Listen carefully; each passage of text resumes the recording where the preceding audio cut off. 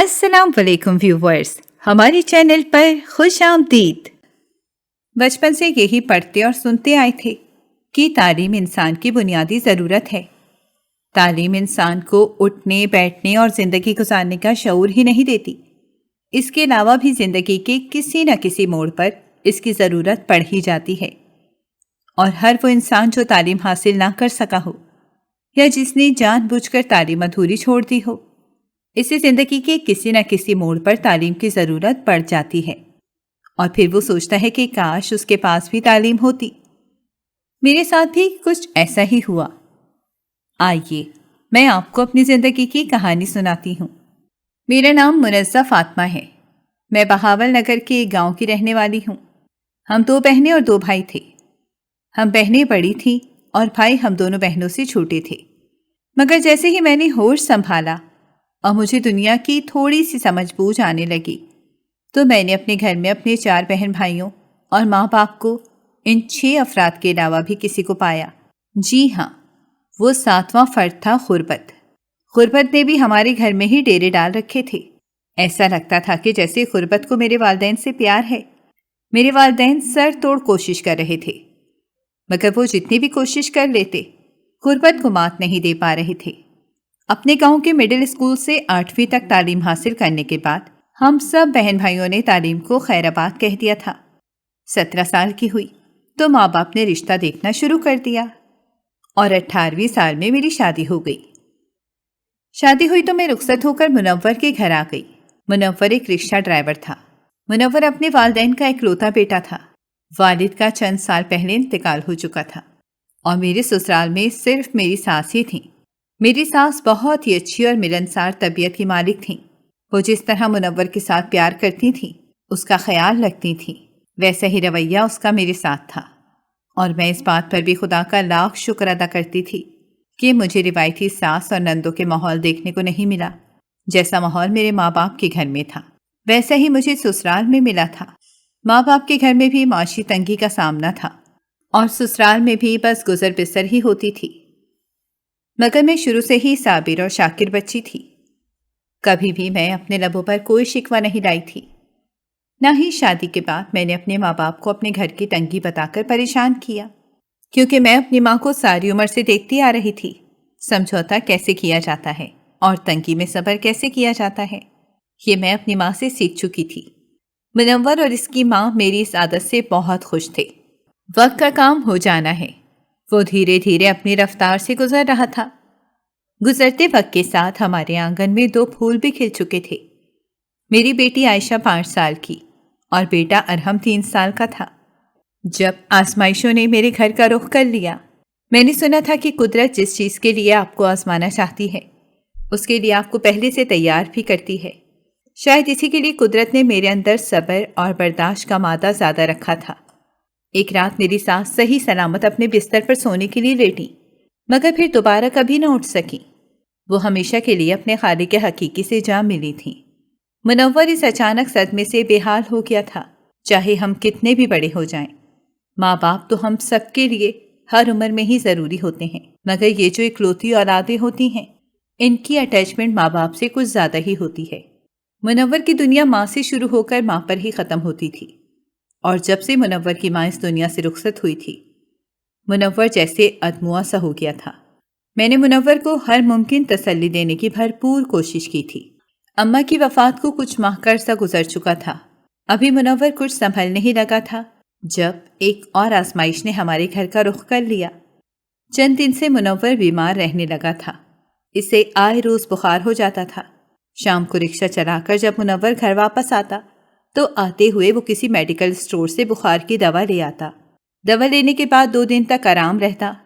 तीसरे दिन फिर से वही बुखार आ लेता। एक दिन मैंने मुनव्वर को समझाया कि तुम किसी अच्छे डॉक्टर को क्यों नहीं चेक करवा लेते, तो मुनव्वर ने धीमी आवाज़ में सर झुकाकर कहा कि अच्छे डॉक्टर की फीस 1000-1200 से कम नहीं होगी और यही कुल दिहाड़ी बनती है। एक डॉक्टर को चेक करवा लूँगा तो सारे दिन की दिहाड़ी लग जाएगी, तो फिर खाना पीना कहाँ से करेंगे। उस दिन मुनव्वर की बात सुनकर मैं भी परेशान हो गई। वो कह तो ठीक ही रहा था। फिर अचानक मेरे जहन में एक और ख्याल आया। मैंने कहा चलो हम सरकारी अस्पताल चलते हैं। اگلے ہی دن میں اپنے بچوں کو پڑوسن کے گھر بٹھا کر منور کو لے کر سرکاری ہسپتال چلی گئی۔ ڈاکٹر نے منور سے علامات وغیرہ پوچھنے کے بعد کچھ ٹیسٹ لکھ کر دیے، جسے ہم نے وہیں سے ہی سرکاری ہسپتال سے ہی کروایا۔ ٹیسٹ کی رپورٹ 1 گھنٹے تک ملنی تھی۔ میں اور منور وہیں کوریڈور میں بیٹھ کر انتظار کرنے لگے۔ میں وہاں آتے جاتے مختلف قسم کے لوگوں کو دیکھ رہی تھی اور دھڑکتے دل کے ساتھ دعا کر رہی تھی کہ یا خدایا سب خیر ہو۔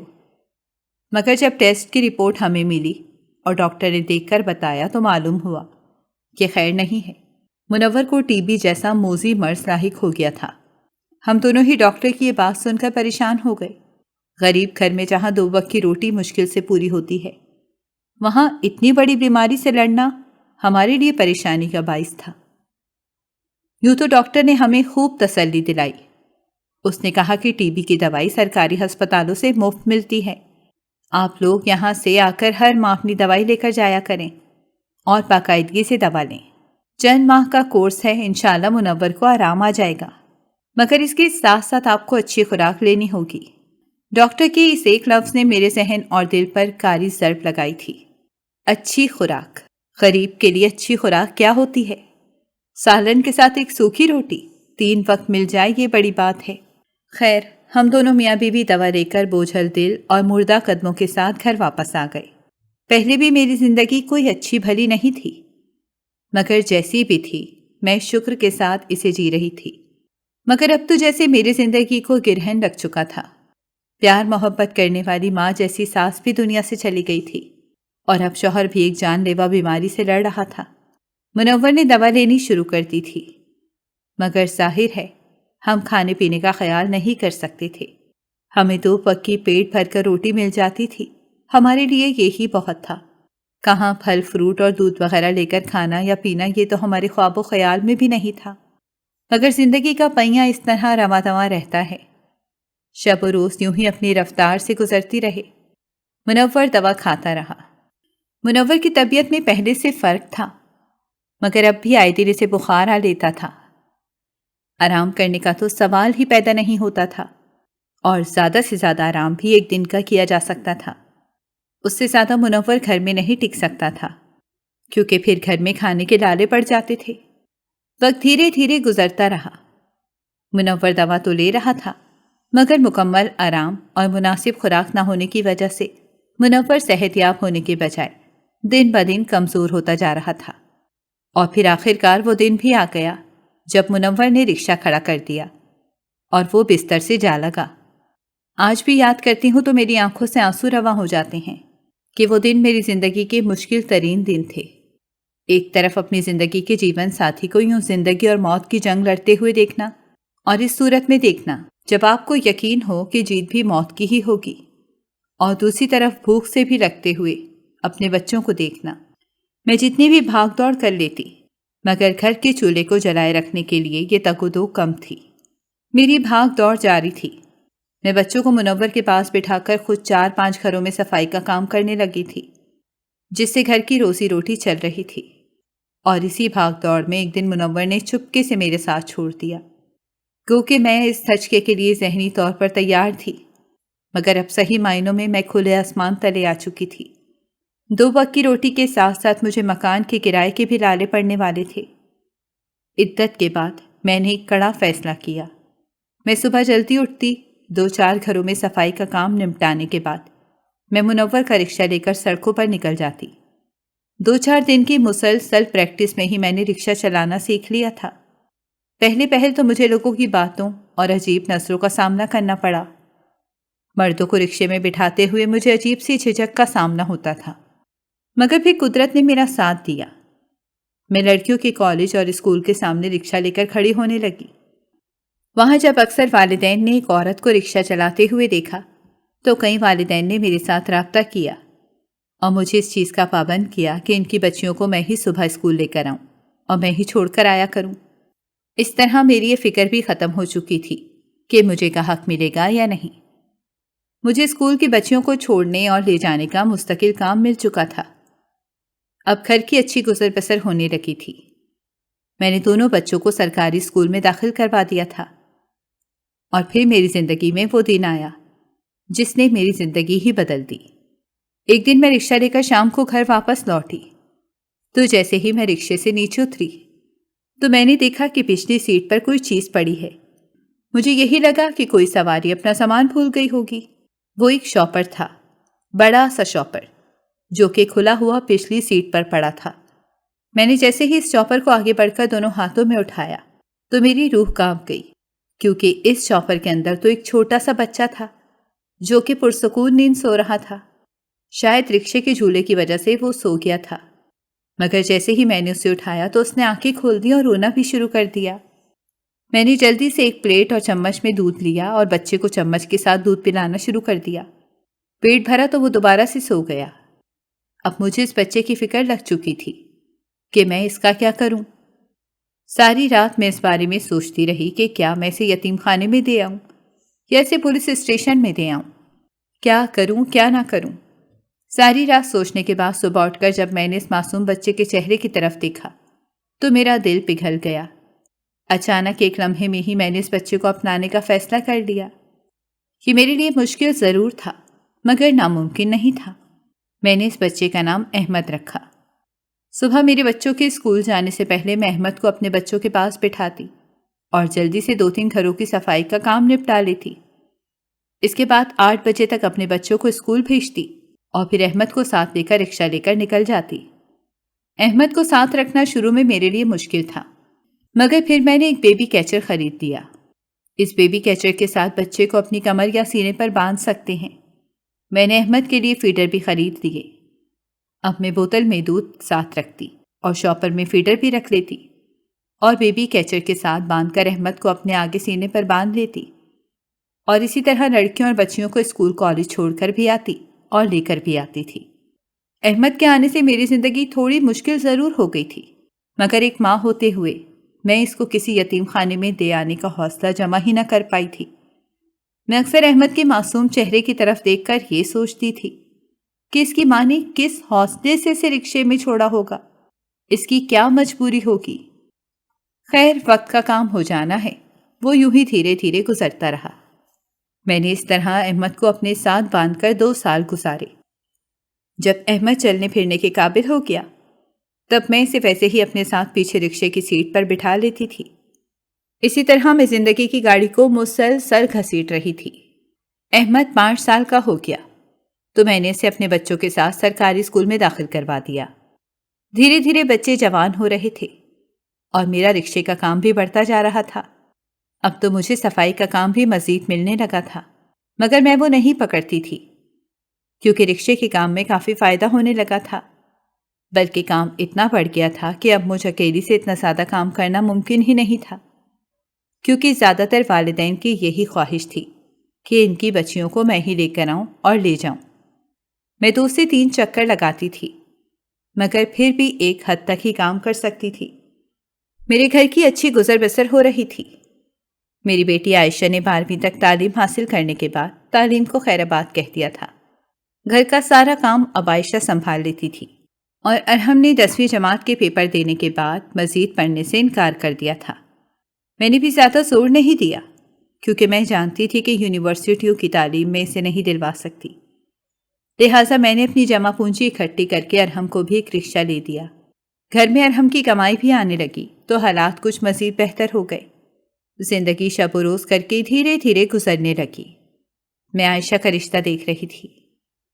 چند ماہ میں نے کئی رشتے دیکھے، پھر مجھے ایک مناسب رشتہ ملا تو میں نے اللہ کا نام لے کر اپنی بیٹی کی بات پکی کر دی۔ زندگی کے ان گزرتے سالوں میں نے کبھی بھی اپنے بچوں اور احمد میں کوئی فرق نہیں کیا تھا، بلکہ سچ کہوں تو مجھے احمد میں اور اپنے بچوں میں کبھی کوئی فرق محسوس ہوا ہی نہیں تھا۔ میرے بچے تعلیم چھوڑ چکے تھے، مگر احمد کافی ذہین بچہ تھا۔ وہ میٹرک کے بعد تعلیم جاری رکھنا چاہتا تھا، تو میں نے بھی اس کی خوب حوصلہ افزائی کی اور اسے کالج میں داخلہ دے دیا۔ عائشہ کی بات پکی ہو چکی تھی۔ میں اپنی بساط کے مطابق اس کی شادی کی تیاریاں کر رہی تھی۔ احمد 11ویں کے پیپر دے رہا تھا جب ہماری زندگی میں ایک اور موڑ آیا۔ اس اچانک موڑ نے بھی ہم سب کی زندگیوں کا رخ ہی بدل دیا۔ ایک دن شام کو ہم سب بیٹھے چائے پی رہے تھے جب دروازے پر دستک ہوئی۔ ارحم نے اٹھ کر دروازہ کھولا تو دروازے پر ایک انجان خاتون تھی۔ اس نے ارحم سے کہا کہ میں تمہاری مما سے بات کرنا چاہتی ہوں۔ گو کہ میں اسے جانتی نہیں تھی، مگر میں نے اسے اندر بلا لیا۔ وہ انجان عورت نے اندر آتے ہی میرے سامنے بیٹھ کر میرے دونوں ہاتھوں کو تھاما اور چوم کر اپنی آنکھوں سے لگا لیا۔ میں اس کے اس اقدام پر حیرت سے اس کا چہرہ دیکھتی رہ گئی اور پھر حیران ہو کر اس سے پوچھا کہ ارے یہ آپ کیا کر رہی ہیں؟ اور پھر جو اس نے انکشاف کیا اسے سن کر میں اپنی جگہ پر ساکت رہ گئی۔ وہ احمد کی ماں تھی۔ احمد کی ماں کا نام روبینہ تھا۔ روبینہ نے بتایا کہ وہ شہر کے ایک بڑے رئیس سیٹھ کی بیوی تھی۔ چند ماہ کا احمد ان کے پاس تھا جب اس کا شوہر کسی اور عورت میں دلچسپی لینے لگا۔ اس کے شوہر نے اس دوسری عورت سے شادی بھی کر لی، مگر اب اس دوسری عورت کو ہر وقت ایک ہی خدشہ لاحق رہتا تھا کہ احمد بھی اس کے بچوں کی جائیداد میں حصے دار بنے گا۔ اسی لیے اس نے اپنے شوہر کے کان بھرے اور روبینہ کو کہہ سن کر طلاق دلوا دی۔ روبینہ کو طلاق تو ہو چکی تھی، مگر اسے ڈر تھا کہ جائیداد کی تقسیم کے ڈر سے کہیں وہ دونوں میاں بیوی ان ماں بیٹے کو جان سے مروا ہی نہ دیں۔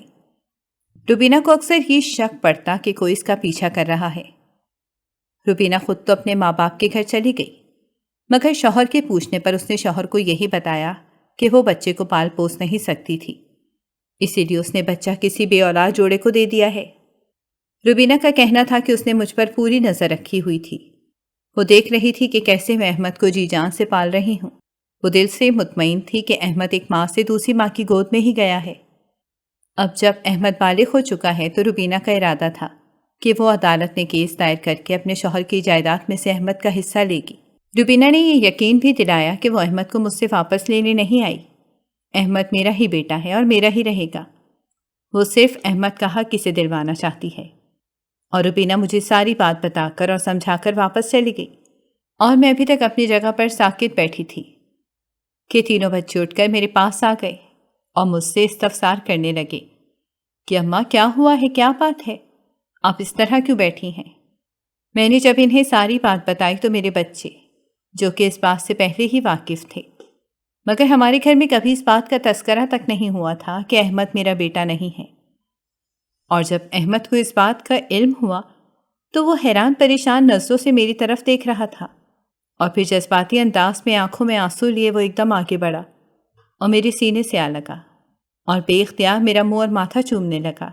میں اس کے اس انداز پر مسکرا رہی تھی اور احمد کہہ رہا تھا کہ اماں آپ نے کبھی اس بات کا ذکر ہی نہیں کیا، نہ کبھی آپ نے مجھے پتہ چلنے دیا کہ میں آپ کا سگا بیٹا نہیں ہوں۔